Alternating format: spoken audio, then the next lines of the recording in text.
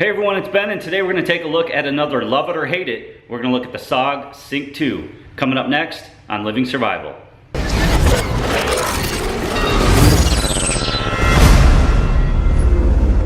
So I've done a few videos in the past on really great products, but there seems to be a large number of people that either like that item or dislike that item. The Becker BK2, for example, was one of those knives. And then of course, the Jessica X, designed by Chris Tanner, another one of those knives. Both knives I really like, but again, you have, it seems to be a split down the middle of people that really like it and some people that don't really like it. So that's sort of how I feel about the product that we're gonna look at today from SOG. It's their new upgraded Sync 2 multi-tool. Again, I think there's gonna be a lot of people that really like it and some people that just don't like it. So you be the judge. We're gonna take a look.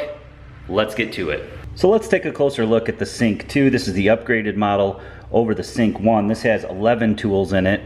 As you can see, the tool slips onto this belt buckle or pocket clip, so you can pull the tool off, which is nice, and then it just clips back on. So again, you can use this as a belt buckle. You would need to remove the pocket clip in order to do so, but then you could wear this on your belt and have access to a multi-tool all the time. That's not something I'm necessarily going to do because I don't wear the right style belts. This would need a belt with loops in it, and I don't wear those style of belts, but definitely will use the pocket clip. It's a nice beefy pocket clip, so it not only will clip onto your belt, but it'll clip into your pocket, and you can also clip it on packs and it stays there firmly, unlike some other multi-tools that have just smaller clips and they don't tend to ride in the pocket very well. Now this does still have some weight to it. It's 5.7 ounces, just the tool itself, but once you add the clip or the belt buckle to it, it becomes 9.7 ounces. So it is rather heavy, but that's nice because you do want your multi-tool to have some heft to it.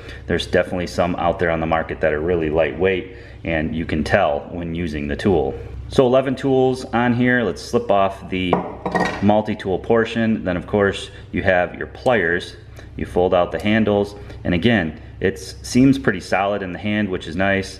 They are not spring action, which I don't really mind on pliers. It's nicer to have those on scissors, but it does feel pretty comfortable in my hand. It feels like, you know, you're able to get a good solid grip. Starting at the top here, I do really like the pliers. They come together all the way at the tip here. That's definitely something to check out with your multi-tools. Nothing's more frustrating than when it doesn't come together at the tip. So you do have a small bit of needle nose pliers there, although you can't really get into certain areas with it. It does have wire cutters there, and then also a wire crimper down below that. You can use it as a ruler, so you could stretch it out like that. You've got 7 inches there of ruler if you needed something like that. In a pinch, you could certainly use this for it, and that's pretty much it for the main portion of the tool. And then you have some tools hidden down here in the handles. So let's take a look at one side of the handle here. There's a little nail slot there that you can pull the tools out. Now what's really unique about this tool is the way that they lock, and I'm not sure that I like it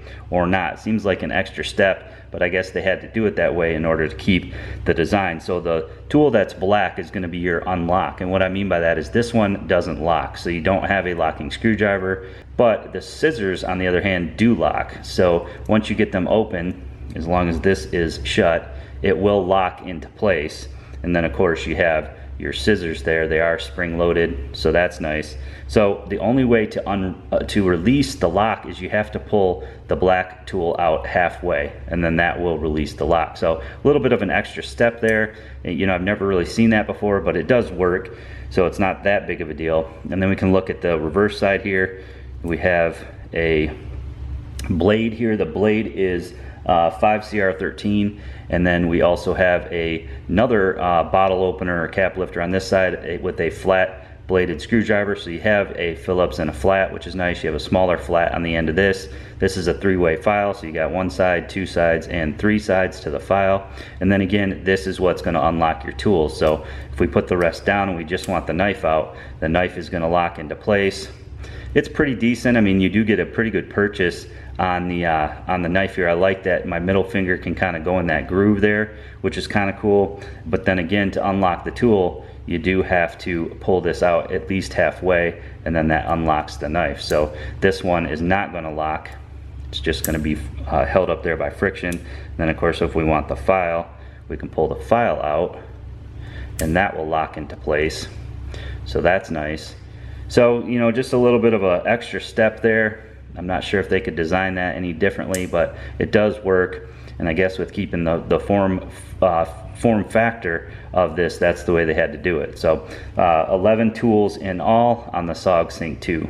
So let's go ahead and cut some rope with it. Again, you do get a pretty firm hold on there, and the knife is locked. So you've got a fairly sharp blade. It cuts through this nylon rope with no issue at all. Now you do, I'm not sure they have the exact length there, but you know, it's not as long as some of my other multi-tools, so you're fairly limited with length, but it does cut right through that rope with no problem. Other things you might cut with it would be some cardboard. Has no problem slicing right through the cardboard. It's very sharp, and just the flatness of it is going to allow you to slice really well, so no problem with cardboard at all. We can see how it performs with some wood here.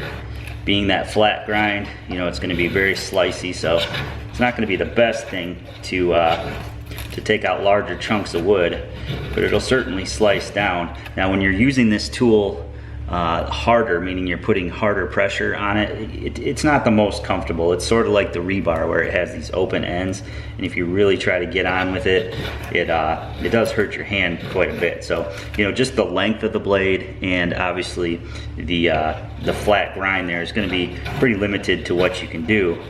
But for multi-tools, it definitely works. It's definitely quite sharp, and you know, it can get the job done. The rope was no problem, but I did struggle a little bit with garden hose. Again, just the length of the blade, and you know, you really kind of got to go a couple times here. It will definitely do the trick, but not going to work as well as a heavier duty knife would. So again, you know, use the tool light duty, not really for your heavy duty stuff. The pliers do a really good job of gripping. You can really grip really tight onto things, which is nice. And just like most multi-tools, the screwdriver is off center, but it really does get in there and grab quite tight, and it's comfortable to use. You've got that larger handle again, which I find is nice. It's not the most comfortable when squeezing really hard, cutting things for example, or squeezing really hard with the pliers, but that larger handle is nice when you're using it as a screwdriver. So with that wide clip, you can slide it down on your pack really easily, and it does have quite a firm grip on there. That is not going anywhere. It can stay right there riding on the outside of my pack. So if you wanted to save some weight, you could carry it just like this. It is pretty slim, which is nice, so you could slide it into a pocket, for example, or if you want to use it with the clip or the belt clip, you slide it on there.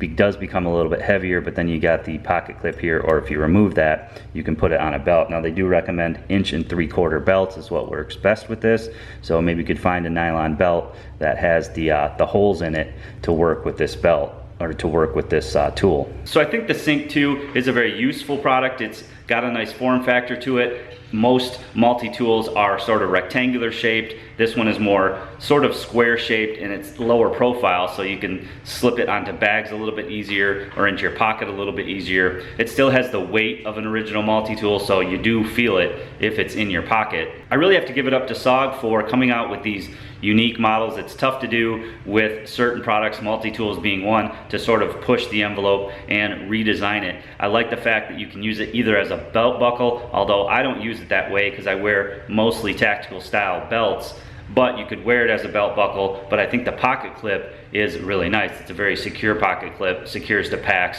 and your pants or your belt really well. So I want to know what you guys think. Please leave me a comment below on what you think of the SOG Sync 2. Again, I hope you guys enjoyed the video today. Please give it a big thumbs up for me. Make sure you leave me that comment below. Please share this video to your friends and family who might be interested on your social media. And don't forget to follow me on my YouTube by clicking that red subscribe button below.